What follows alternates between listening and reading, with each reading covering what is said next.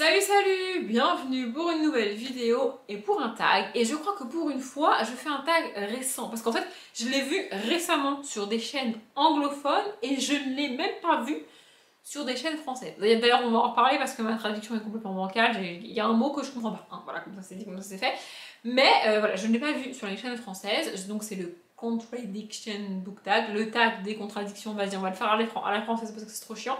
Voilà, du coup, je sais même pas combien il y a de questions. 8, 10, un truc comme ça. Je sais plus combien il y a de questions. Je les ai traduits moi-même comme j'ai pu. Et pour le mot que je comprends pas, j'ai regardé vraiment des vidéos de personnes anglophones du coup qui l'ont fait. Mais j'ai pas compris. En fait, la traduction du mot anglais vers le français, c'est le même mot, mais c'est un mot que je ne connais pas. Du coup, j'ai fait à peu près. Voilà, on verra bien, ça se trouve je suis complètement à côté. Si vous avez l'explication du mot ou la vraie traduction du mot, parce que pour moi c'est un mot qui n'existe pas en français, c'est un mot que je n'utilise pas, que je ne connais pas. Du coup, j'ai cherché des synonymes, des trucs, mais je comprends pas. Enfin bref, je comprends pas. Donc j'ai essayé de me dépatouiller pour répondre aux questions. Si vous avez une meilleure traduction, je suis preneuse, hein, n'hésitez pas. Bref, et en barre d'infos, je l'ai pas dit, mais je vous mettrai le lien de 2 chaînes sur lesquelles j'ai vu ce tag. Donc ce sont des vidéos en anglais, parce que comme je l'ai dit, je l'ai pas vu en français. En fait, je l'ai pas vu en français au moment où je filme. Hein. Peut-être au moment où la vidéo sort, ça existe déjà, je ne sais pas. Bref, on y va. J'ai mon ordi là à droite pour moi avec les questions, donc je risque de tourner la tête, enfin je vais tourner la tête pour lire les questions à chaque fois, c'est comme ça. Bref, la première question c'est « J'adore ce genre, mais je n'ai pas aimé ce livre ». Et là j'ai choisi la romance, comme genre j'adore la romance, j'en lis beaucoup, mais il y en a beaucoup que j'aime pas aussi. Et je me suis dit, bah, je vais essayer de choisir un livre que je peux montrer. Sauf qu'un livre que je peux montrer et que j'ai pas aimé, ça existe moyennement. Donc en gros, je vous montre le tome 3, mais c'est le tome 1 que j'ai pas aimé. Donc The Element, ici le tome 3, The Silent Waters de Brittany Setcheri. Mais moi, celui que j'ai lu et pas aimé, c'est le tome 1, donc The Hair E Policies. Décidément, mon accent dans cette vidéo, c'est magnifique. Bref, en fait, je voulais aussi choisir un livre que j'ai terminé. Parce que le tome 1 de The Element, je l'ai terminé, je l'ai lu en entier. Et j'ai pas aimé pourtant. Ça m'arrive rarement de faire ça. Mais j'ai pas aimé, vraiment. J'ai pas aimé les personnages, la construction, les échanges, la romance. J'ai pas aimé l'histoire, je n'ai pas aimé. J'avais commencé le tome 2 et en fait j'avais commencé le tome 2 en me disant peut-être que ce que j'ai pas aimé c'est juste les personnages du tome 1 et en fait non. Ce que j'aime pas c'est la manière qu'a Brittany Setcheri de construire ses personnages. Ça passe pas avec moi, c'est comme ça ne marche pas, ça ne fonctionne pas. Donc j'adore la romance mais j'aime pas les romances de Brittany Setcheri. La question 2 c'est l'inverse, en fait globalement c'est le principe du tag où on a une question, donc là un genre que j'aime et un livre que j'aime pas, puis la deuxième question c'est je lis rarement ce genre mais j'ai adoré ce livre, voilà, et c'est comme ça pour chaque question, ça marche 2 par 2 à chaque fois. Et là j'ai galéré parce que je lis quand même beaucoup de genres différents, je lis de la jeunesse, du fantastique, du fantasy, de la dystopie, de la romance, du contemporain, du thriller, du policier, enfin je lis quand même pas mal de genres différents, on va pas se mentir. Et le peu de genres que je ne lis pas, et bah c'est parce que j'ai pas envie en fait. Du coup, c'est très rare que je m'essaye à un genre que je lis pas, genre les essais, j'en ai essayé 2-3, ça passe pas, donc j'aime pas. La science-fiction, j'ai énormément de mal et j'en lis très peu, du coup j'aime très peu, c'est logique.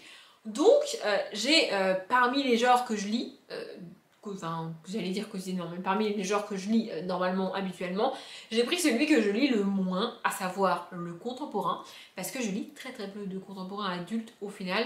Je lis énormément de romances, énormément de thrillers de policiers et de jeunesse et d'une adulte, mais du contemporain adulte, j'en lis très peu.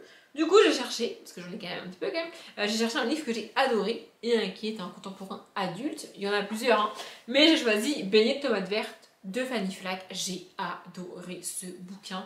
Vraiment, on est dans une base, c'est marqué, voilà, au sud de l'Amérique profonde, en Alabama, un café au bord d'une voie ferrée. Voilà, on est dans ce contexte extrêmement en pleine ségrégation raciale, en fait, enfin vraiment, c'est la question principale du livre, comme la plupart du temps avec Fanny Flagg, parce qu'on est toujours dans des états du sud des États-Unis où ces questions-là sont particulièrement présentes et particulièrement fortes. Et donc voilà, en gros, on va suivre une femme qui tient un café et plein de personnages qui gravitent autour, il y a plein d'éléments, il y a plein de trucs. C'est le genre de livre que j'ai adoré et que je suis incapable de résumer, et j'y arrive pas. Il se passe... En fait, c'est le genre de livre à ambiance où t'es bien avec les personnages, t'es bien avec l'histoire, ça se passe bien, c'est cool, c'est fun. Il y aura des personnes qui n'apprécieront pas et qui n'accrocheront pas. Mais à résumer, en fait, si je vous fais le résumé, vous allez vous dire, mais c'est pété, meuf, ça a l'air nul ton truc. Oui, effectivement, le résumé a pas l'air ouf, mais ce qui est cool, ce sont les personnages, l'ambiance, la construction, la narration, la manière dont c'est présenté, la manière dont c'est raconté. Vraiment, j'ai adoré ce livre, je sais pas quoi dire, donc je vais vous lire ce que j'ai écrit sur mon petit post-it là. Il y a marqué plusieurs temporalités, mais on a tout de suite le lien entre elles. Ah oui, ça je l'ai écrit parce que c'est un truc que j'aime pas. C'est un truc que j'aime pas quand on a deux histoires qui se passent en parallèle l'une de l'autre. Parce qu'en général, il y a un lien, mais on te donne le lien quand t'as déjà lu 100 pages. Moi, ça me gonfle. Mais là, on a direct le lien. Et le lien, en fait, c'est que on est au début du livre. J'avais même oublié, vous voyez, voilà. On est au début du livre dans une maison de retraite. Et en fait, on a un homme et une femme, et sa femme, en fait, qui vont voir sa mère à lui, je crois, dans cet hôpital. Sauf que, Evelyne, je crois qu'elle s'appelle, c'est ça. Evelyne s'en fiche en fait, hein. Evelyne va aller voir sa belle-mère dans une maison de retraite, ça la passionne pas des masses, et ils font ça toutes les semaines et du coup ça la saoule. Donc en fait, elle laisse son mari avec sa mère et elle va dans la maison de retraite et elle va discuter avec une autre dame, une autre personne âgée qui est là dans cette maison de retraite, et cette personne âgée va lui raconter du coup l'histoire que nous on a dans le livre, à savoir l'histoire de ce café avec tout ce qui s'y passe, les personnages, les problèmes de couleur, de race, la ségrégation, toutes ces questions-là. Voilà, c'est ça qu'on a. Et vraiment, j'ai adoré. En plus, l'histoire n'est pas racontée dans l'ordre, ce qui oblige le lecteur à être particulièrement attentif pour remettre les éléments dans l'ordre. En fait, ce qui oblige le lecteur et la lectrice, pardon, à être actif dans sa lecture. T'as pas juste à lire l'histoire, à la comprendre dans l'ordre et t'inquiète, ça va le faire. Non, t'as des éléments qu'il faut que tu remettes à leur place, qu'il faut que tu remettes dans leur contexte, quand est-ce que ça s'est passé, après quoi, et qui a dit quoi, et qui a fait quoi. Et c'est un truc hyper difficile à faire, mais c'est un truc que j'adore. Ensuite, j'ai écrit quoi? Écriture fluide et agréable, plus perso attachant. Ben voilà, ça c'est ce que j'ai dit. J'ai fini par un mais décousu et pas vraiment d'histoire. Ah oui, il y a le titre aussi.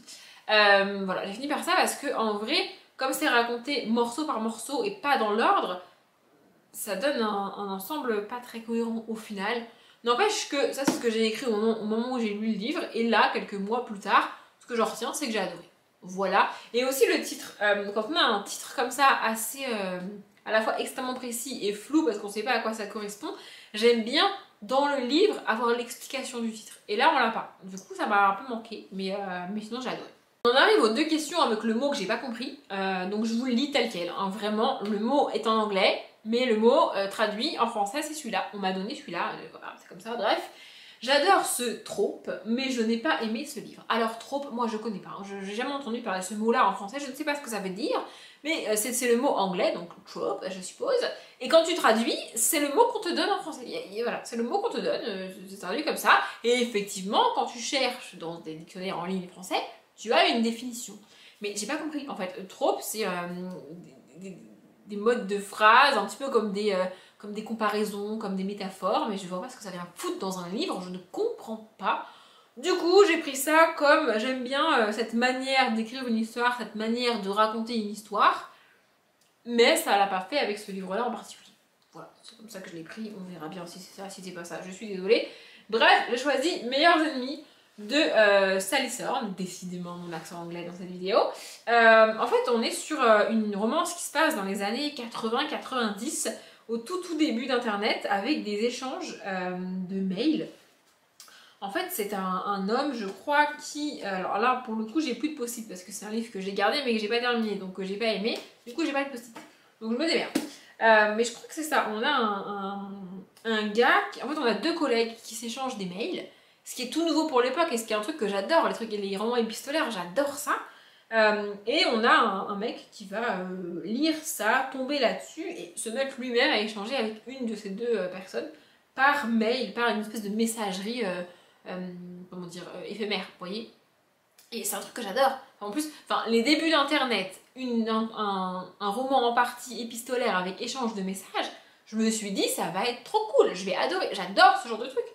Et bah là, ça l'a pas fait du tout. Je me suis ennuyée comme un rat mort. Vraiment, je me suis fait chier dans ce livre. Je suis désolée, mais c'est la vérité. C'était long, c'était lent, c'était chiant, ça bouge pas, il se passe rien. J'ai peut-être dit des conneries avec les années 90 parce que je crois qu'au début, c'est la nouvelle année et je crois que c'est l'an 2000 ou un truc comme ça. Non 2001. Enfin bon, bref, c'est un délire comme ça. C'est un moment de l'histoire où Internet n'est pas hyper développé. Voilà. En gros, ce livre avait tout pour me plaire, mais ça l'a pas fait. Je sais pas pourquoi. Du coup, je pense que vous avez deviné ce qu'était la question 4. Question 4, je déteste ce trope, mais j'ai adoré ce livre. Et là, j'ai pris un thème global de la littérature que je ne supporte plus de voir en livre, que vraiment ça ne passe plus, c'est plus possible, c'est plus possible, c'est plus possible. Mais il existe un livre qui parle de cette magnifique période de l'histoire que j'ai aimée, à savoir La voleuse de livres de Marcus Zusak. On est en pleine Seconde Guerre mondiale, c'est un truc que je supporte plus en littérature, vraiment c'est une période d'histoire que je ne peux plus voir en littérature, je supporte plus. Mais ce livre-là, je l'ai adoré, donc on est avec la mort sur les champs de bataille de la Seconde Guerre mondiale qui va récupérer les âmes des gens, et on suit Hazel, je crois qu'elle s'appelle, je sais plus, Liesel, pardon, donc qui est la fille représentée sur la couverture. Donc ce livre a été adapté en film. On la suit, elle, qui va croiser à plusieurs reprises la mort, mais la mort va toujours sauver Liesel. Donc voilà, on est sur fond de Seconde Guerre mondiale avec tous les enjeux, toute l'histoire qu'on connaît. Voilà, c'est un thème que je supporte plus de voir en littérature. Je ne peux plus lire ce genre de livre, ce genre d'histoire. Mais celui-là, je l'ai adoré. Tant qu'on est sur la Seconde Guerre mondiale, je voulais faire une parenthèse parce que la dernière fois que j'en ai parlé, j'ai dit que j'en avais marre de compatir avec ces gens. Et il y a une personne en commentaire qui m'a dit tu peux pas dire ça, dire que t'en as marre de compatir avec ces gens, je te rends pas compte, les camps de concentration, blablabla. Alors, ce que j'ai répondu et ce qui est vrai, c'est que je ne supporte plus de compatir avec des personnages fictifs de la littérature. Qu'on soit bien clair, évidemment, ce qui est arrivé est horrible, ce qui est arrivé est terrible. Et aussi, ce que j'ai répondu et ce que je n'ai pas précisé dans les vidéos, parce que je vois pas l'intérêt de le faire en fait, mais là je vais le faire, je précise que j'ai eu la chance de connaître mon arrière-grand-père, et donc mon arrière-grand-père est mort, pour vous en donner, quand j'avais 16 ans, donc vraiment je l'ai connu, j'étais ado, j'ai des souvenirs avec lui, j'ai discuté avec lui, c'est pas genre je l'ai connu, il est mort quand j'avais 4 ans, non, il est mort quand j'avais 16 ans, donc je connaissais cet arrière-grand-père, je l'ai connu, vraiment j'ai vécu avec lui, vous avez compris, et vous me voyez venir, je pense que cet arrière-grand-père a été déporté pendant la Seconde Guerre mondiale. Cet arrière-grand-père a été dans un des camps de la Seconde Guerre mondiale. Cet arrière-grand-père a été rescapé de la Seconde Guerre mondiale. Donc, c'est pas que je compatis pas avec les gens, c'est juste que j'en ai marre qu'en littérature, on ait toujours le même point de vue sur cette guerre et sur ces histoires-là. On a toujours la même chose. Ça me saoule en fait. Ça me saoule vraiment. Du coup, c'est pas un manque de compassion de ma part. C'est pas... je suis pas méchante pour être méchante et c'est pas en mode vas-y la guerre c'est fini, je m'en fous. Non, c'est juste que j'en ai marre de voir toujours la même chose en littérature. C'est juste que j'en ai marre d'avoir toujours le même point de vue sur cette foutue guerre en littérature, ça me rend folle. Vraiment, ça me rend folle. T'as lu un livre sur la Seconde Guerre mondiale, tu les as tous lus en fait. C'est à chaque fois la même histoire. Et encore une fois, j'ai bien conscience de l'horreur de cette guerre, croyez-moi. J'ai bien conscience de ce que les gens ont vécu dans les camps, croyez-moi, vraiment. Mais c'est juste que j'en ai marre d'avoir toujours la même histoire. Vraiment, j'en ai marre d'avoir toujours la même histoire, ça me saoule.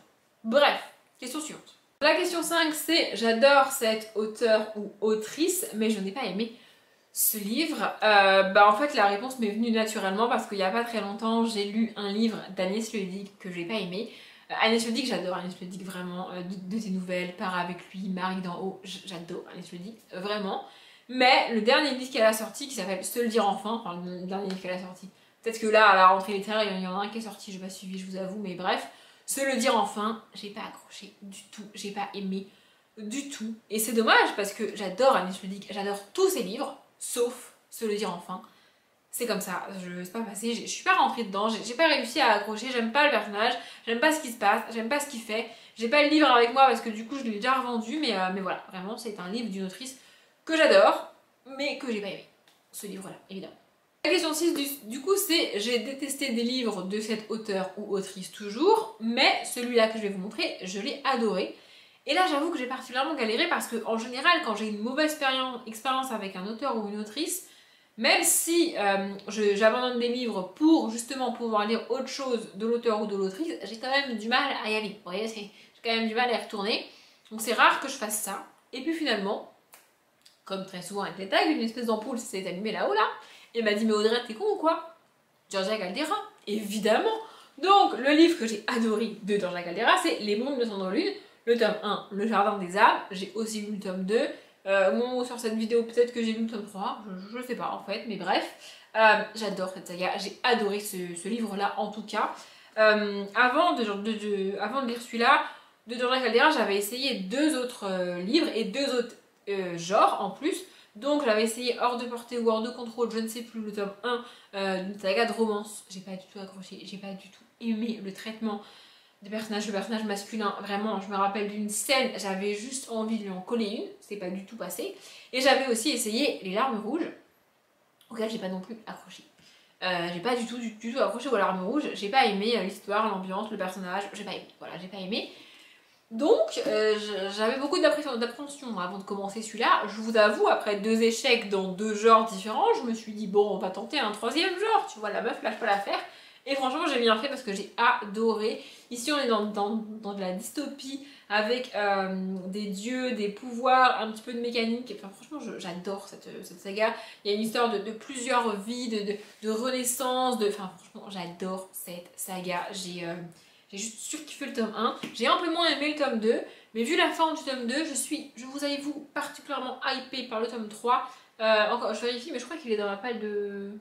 Je sais pas, je sais plus. Il est dans la palle du pumping, mais je sais plus dans quelle palle je l'ai mis. Je viens de vérifier, et du coup c'est bien ça. Enfin, peut-être que je l'ai déjà lu au moment où sort cette vidéo, mais le tome 3 est dans la palle d'octobre. Donc voilà, peut-être qu'au moment où sort cette vidéo, j'ai déjà lu le tome 3, je ne sais pas. En tout cas, moi, là, au moment où je la tourne, j'ai trop hâte de lire le tome 3. Parce que la fin du tome 2 était juste horrible. Vraiment, il faut que je lise la suite, c'est pas possible, je ne peux pas attendre.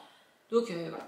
Question 7, c'est j'adore cette couverture mais je n'ai pas aimé ce livre. Alors là, j'ai pas eu un livre en particulier en tête parce que en fait, c'est pas que je fais pas gaffe aux couvertures, c'est juste que je n'associe pas la couverture avec si je vais aimer ou pas. Je me dis pas j'adore cette couverture, je vais forcément aimer ce livre ou inversement, je sais pas.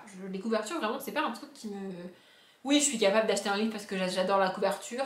Oui, je suis capable d'attendre des semaines, des mois, de trouver le livre avec la couverture que je veux quand il y a plusieurs éditions qui sont disponibles, mais en soi, j'avais pas d'idée en fait. Du coup, j'ai juste été dans le bas de mon armoire, dans ma chambre, là où il y a tous les livres que j'ai encore chez moi mais que je ne veux pas garder, et j'ai cherché un livre que j'ai pas aimé, donc, qui est là-bas du coup, avec une couverture que je trouve jolie, et j'ai choisi le manuscrit proscrit de Nur Jahan de Cecilia Correa. Voilà, j'aime beaucoup cette couverture, je la trouve trop belle, en mode steampunk, un petit peu ancien, avec une espèce de robe, couverture, je sais pas trop ce qu'elle a sur elle. Mais en fait, c'est de la romance paranormale, et j'aime pas la romance paranormale. Donc j'ai essayé, vraiment, de mémoire, j'ai été assez loin dans le livre, j'ai lu quelque chose comme 80 ou peut-être même 100 pages, mais ça passe pas. Donc... Et du coup, la dernière question, il n'y en a que 8 finalement, c'est j'ai adoré ce livre, mais la couverture est moche, hein. Voilà, on va pas se mentir. Et là, franchement, je pense que c'est l'une des couvertures les plus moches que j'ai dans ma bibliothèque, si ce n'est la couverture la plus moche. Pour être tout à fait sincère, j'ai hésité, je vais quand même le dire, j'ai hésité à présenter un des livres de Harry Potter, un des grands formats Gallimard que j'ai, parce que je trouve les couvertures grand format Gallimard, Harry Potter, les toutes premières, je parle, particulièrement moches. Mais finalement, celle-ci est pire, à mon sens, à comme aujourd'hui, de David Levitan. Enfin voilà, c'est un livre orange, avec juste le titre et le... Enfin je sais pas, cette couverture elle est moche, hein. Je sais pas ce que vous en pensez, mais cette couverture est particulièrement moche. Mais l'histoire, franchement, j'ai adoré. C'est un peu une histoire à la Martin Matin, quand j'étais petite, pour ceux qui connaissent ce dessin animé, voilà. En gros, on a A, qui change de corps tous les jours. Donc il se réveille le matin, il est dans la peau, je sais pas moi, d'un basketteur professionnel. Il se réveille le lendemain matin, il est dans la peau d'une pom-pom girl au lycée. Il se réveille le lendemain, il est dans la peau d'une femme d'affaires. Enfin vraiment, il change de corps tous les jours. Et du coup, au début de ce livre-là, il se retrouve dans le corps de Justin et il va rencontrer une jeune fille qui s'appelle Rhiannon et il va pour la première fois tomber amoureux. Je dis il parce qu'il est dans le corps d'un homme, mais en vrai on sait pas de quel sexe est A, parce qu'il change de corps tout le temps, donc voilà, bref. Et c'est la première fois qu'il va changer de corps et vouloir retrouver la personne qu'il a rencontrée avec le corps d'avant. C'est la première fois qu'il va expliquer à Rhiannon, donc enfin à quelqu'un et à Rhiannon en particulier, ce qui se passe pour lui, ce qui se passe dans sa vie.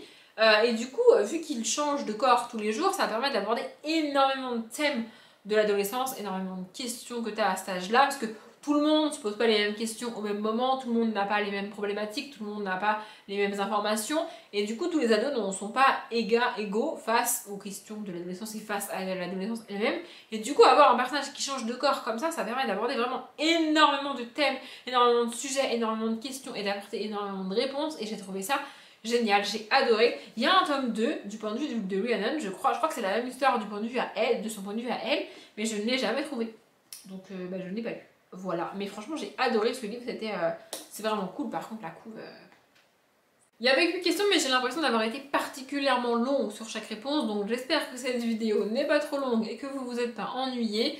En tous les cas, je m'arrête là, j'espère que ça vous a plu. Comme d'habitude, je vous souhaite une bonne journée, un bon après-midi, un bon appétit ou une bonne nuit, et je vous dis à demain.